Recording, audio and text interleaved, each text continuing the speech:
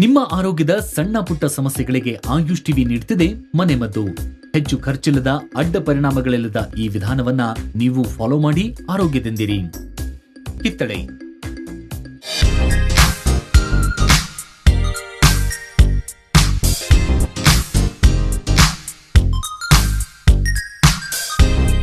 ದಿನಗಳು ಕಳೆದಂತೆ ಕಲುಷಿತ ಧೂಳು ಮತ್ತು ನೀರಿನಿಂದ ಚರ್ಮದ ಸಮಸ್ಯೆ ಹಾಗೂ ಶ್ವಾಸಕೋಶಕ್ಕೆ ಸಂಬಂಧಿಸಿದ ಸಮಸ್ಯೆಗಳು ಹೆಚ್ಚಾಗ್ತಾನೆ ಇರುತ್ತೆ. ಇದಕ್ಕೆ ಏನಪ್ಪಾ ಪರಿಹಾರ ಅಂತೀರಾ? ಕಿತ್ತಳೆ ಹಣ್ಣಿನಲ್ಲಿ ಹೇರಳವಾದ ಸಿಟ್ರಸ್ ಅಂಶವಿರುವುದರಿಂದ ಚರ್ಮದ ಸಮಸ್ಯೆಗೆ ಕಿತ್ತಳೆ ಹಣ್ಣು ಚೆನ್ನಾಗಿ ಸೇವಿಸಬೇಕು. ಮೂತ್ರಪಿಂಡದ ಕಲ್ಲಿನ ಸಮಸ್ಯೆ ಆಗಿರಬಹುದು ಅಥವಾ ಮೂತ್ರಪಿಂಡಕ್ಕೆ ಸಂಬಂಧಿಸಿದ ಸಮಸ್ಯೆ ನಿಮ್ಮದಾಗಿದ್ದಲ್ಲಿ ಪ್ರತಿನಿತ್ಯ ಊಟದ ನಂತರ ಕಿತ್ತಳೆ ಹಣ್ಣಿನ ರಸವನ್ನ ತೆಗೆದುಕೊಳ್ಳಿ.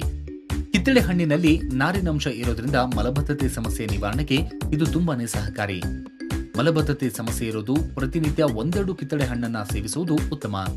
1 ಕಪ್ ಕಿತ್ತಳೆ ಹಣ್ಣಿನ ರಸಕ್ಕೆ 5 ಚಮಚ ಜೇನುತುಪ್ಪನ್ನ ಬೆರೆಸಿ ಪ್ರತಿನಿತ್ಯ ಸೇವಿಸಿದರೆ ಮಳೆಗಾಲದಲ್ಲಿ ಸರ್ವೇ ಸಾಮಾನ್ಯವಾಗಿ ಕಾಡೋ ಶೀತ ಹಾಗೂ ಕೆಮ್ಮಿನ ಸಮಸ್ಯೆ ಇದರಿಂದ ದೂರ ಆಗುತ್ತದೆ.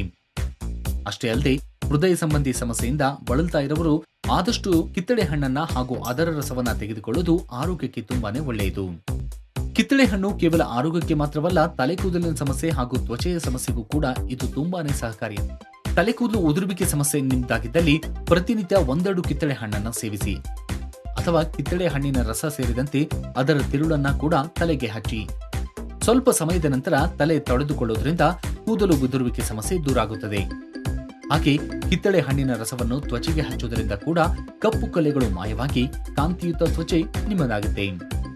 ನೋಡಿದ್ರಲ್ಲ ವೀಕ್ಷಕರೇ, ನಿಮ್ಮ ಆರೋಗ್ಯದ ಜೊತೆ ತ್ವಚೆ ಹಾಗೂ ಕೂದಲು ಉದುರುವಿಕೆ ಸಮಸ್ಯೆಯಿಂದ ಹೇಗೆ ಮುಕ್ತಿ ಪಡೆಯಬಹುದು ಅಂತ. ಹಾಗಾದ್ರೆ ಹಿಂದೆ ನಿಮ್ಮ ವೈದ್ಯರನ್ನ ಸಂಪರ್ಕಿಸಿ ಅವರ ಸಲಹೆಯಂತೆ ಕಿತ್ತಳೆ ಹಣ್ಣನ್ನ ಪ್ರತಿನಿತ್ಯ ಸೇವಿಸಿ ಆರೋಗ್ಯಕರ ಜೀವನ ಶೈಲಿ ನಿಮ್ಮದಾಗಿಸಿಕೊಳ್ಳಿ. ಹೆಚ್ಚಿನ ಸುದ್ದಿಗಳಿಗಾಗಿ ನಮ್ಮ ಚಾನೆಲ್ ಅನ್ನ ಲೈಕ್ ಮಾಡಿ, ಸಬ್ಸ್ಕ್ರೈಬ್ ಮಾಡಿ.